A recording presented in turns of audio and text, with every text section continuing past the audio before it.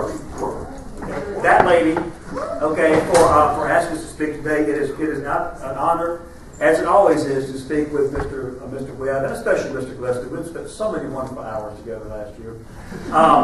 And I think what you'll find is what I have to say is pretty much a parallel to what John said, because we think alike and we have the same ideas on the teaching of history. I want to start off, first of all, with going back to the theme of why teach it?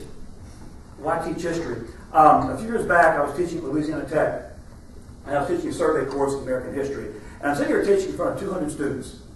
Okay? And I'm teaching, and this one kid raised his hand.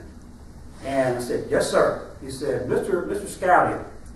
Mr. Scalia. Okay? I'm an engineering major. Okay? And why do I need to know this? Okay? And it is a question I encountered time after time after time. Why do I need to know this? Okay?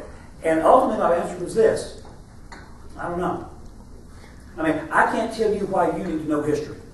That's something you have to develop for yourself. It is your story. It's the story of you as an individual, a story of your culture.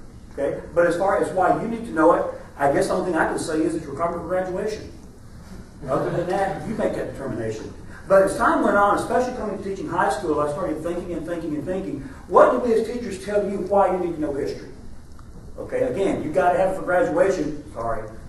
Okay, but that's the way it is. So, you start asking yourself, in a world where the predominance of educational priority rests in the maths and the sciences, okay, is there a place for history? Okay, is there value in the discipline? Okay. What we found out that in the modern world, especially since World War II, the priority of history in curriculums is usually rested with socio-political criteria. For example, October 4th, 1957, something happened that shook the world to its core. The Soviets did something that shook the world to its core. It startled us because we're Americans. We always do things first. Not this time. The Soviets put a small silver ball in orbit around the Earth. And all the silver ball had to do was beep. That's it. It beeped. It was silver to reflect the sun so we could see it from Earth. Okay? So the entire free world could see what Soviet communism had done. Okay? In the United States, because of our reactionary, we freaked. We totally freaked. And Congress immediately passed the National Defense Education Act of 1957, which allocated more than $1 billion to the studies of math and science. Why? Because now there's a math and science gap between the United States and Soviet Union. Okay? So obviously, because the tenor of the times dictated we had to, for our own survival, keep pace in that area, then the Englishes and the histories of the world kind of took a back seat to it. So knowing that, is there a place today for history? Okay? More recently, if you'll notice last year, the past 2 years, this huge battle is going on in Austin, Texas. Okay? A huge battle. And it's the battle between the TEA and the revamping of the social studies curriculum. Okay? It should tell you something that you don't hear about. And I want to apologize to my math and science friends. This is not a slam. It's just our place in the social hierarchy. It should be notable to you that you don't hear about changes in the math curriculum on the front page of the Houston Chronicle or the science curriculum. It's always social studies. Why is history the battleground now? Would it be perhaps that people think it matters what you learn, or does it matter what you don't learn? Okay? So history teachers now have guidelines. Especially in the state of Texas, we have guidelines. Things that we are to teach you and things that we are to somewhat push on the back burner. When history teachers look at these guidelines, the first thing that comes to my mind, and I know John feels the same way, that's it? That's all? I can only tell my kids this? What about this cool stuff here? What about this cool stuff here? What about this stuff I dug out? Okay? Why can I tell them that? Okay. We have a responsibility as teachers.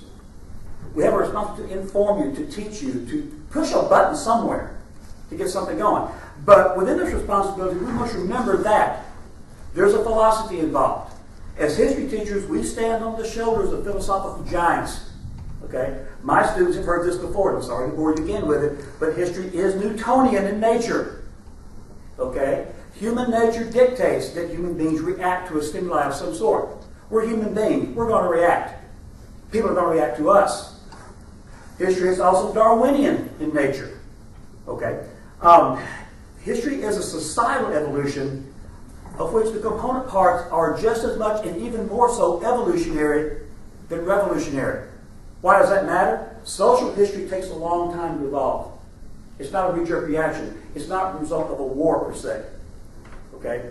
So, as teachers, we know these things. We have these guidelines, these guiding criteria, and we ask ourselves, how do we teach this stuff? What do we do with you guys in our classroom? Okay? Do we teach that which we have to, or do we get in trouble all the time and teach you what we feel you need to know? Okay? So therein lies internal struggle. Okay? At one point you sit down and you say, when it all comes out in the wash, when it's all said and done, it's still history. It's still history. Okay? And that is a guiding philosophy by which we try to do our jobs. Okay? The dilemma for teachers, and as students you guys need to know this. As teachers, I'm sure you'll appreciate this. The dilemma for teachers is this. How do we teach our subject within the confines given and do our discipline justice? It's not easy. It's not easy. It takes a lot of work. Okay? It takes work for science teachers, for English teachers, for math teachers. It takes work to find out how can we do our job and make it apply within the realm of our experience to your daily lives. Okay? To address this dilemma, there are some questions we must ask ourselves. And the first one is, and I know this sounds silly, but we've all done this before, okay? Mr. Gillespie and I have talked a lot about this. Just what is history? It's one of those terms that it's not easily identifiable or definable. What is it? Okay? Well, if you accept the definition, this one was given to me by Dr. Stephen Weber at Louisiana Tech, my guiding professor, that history is the chronicle of the human experience based on the written record. And the based on the written record part's important, because if you don't have a written record, then you're dealing with the realm of myth. Okay? You're examining archaeological artifacts. The written record is where we get our history. And that adds credit to Mr. Gillespie was talking about. If we get our history from a book, okay, the value of historiography, and we realize that human beings write these books, they write them from the perspective of bias. Okay? Then we ask ourselves a second question. To what extent, and you guys try to give me cues on what that means, how much, okay? To what extent is history truth? Okay? To what extent is history the product of perception? Let's look at the Civil War, which is always convenient. Did the North win the Civil War? Did the South lose it? Okay? Go to Barnes and Nobles and go to the history section and look at the millions of books there that talk about did the South win, South lose, did the North win. And that will tell you that everything involving this is a matter of perception. It depends which side of how you review this thing. Okay? The fact remains, it was a war. One side won, one side lost. Okay? Within this, what is the historian's responsibility? Okay? With regard to bias and perception. Okay? Now, Mr. Gillespie talked about this, he's absolutely right. Guys, in history, everything we deal with is a matter of someone's perception. Okay? The book. Okay? The book is a matter of perception. Okay? So again, as teachers, we need to teach you what the book says, but we also want to give you some tools. We want to push some buttons. We want you to start asking questions. Yes, what the book says, but is that the only thing? Is that set in stone? Is that gospel? And the answer is no. And our job is to point this out. Okay? So that's not going to preface what I'm going to say today, is that we do live in a world of perception. We do have to dig through these things. In my Latin American class, we talk a lot of time about the Spanish conquest of the New World, the Portuguese conquest of the New World. But guys, the only written records I have are Spanish and Portuguese colonial accounts. I don't have much from the native indigenous peoples of the Americas. I've got Mayan stelae, but they don't talk about the Spaniards that much. Okay? So again, it is a matter of perspective. Now, it's time to leave the old fart. Okay? I am one of a few people in here who shall go without naming, who is a wonderful creature known as a baby boomer. Okay. We were born between 1945 and 1960. Okay. We used to be called the establishment. Okay. To point out